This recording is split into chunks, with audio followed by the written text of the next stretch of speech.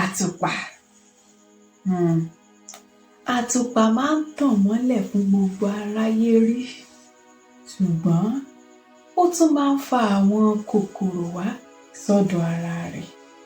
Nítorí náà, má ṣe jẹ́ kó yà ẹ́ lẹ́nu o.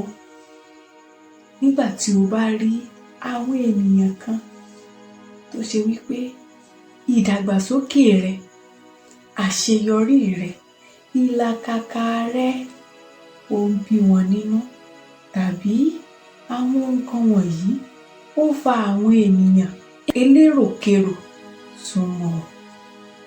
Wò ó, bí ìmọ́lẹ̀ rẹ bá ṣe mọ́lẹ̀ sí i, bẹ́ẹ̀ náà ni wàá máa farahàn sí ayé sí i, wọ́n ó dá ọ mọ̀ sí i.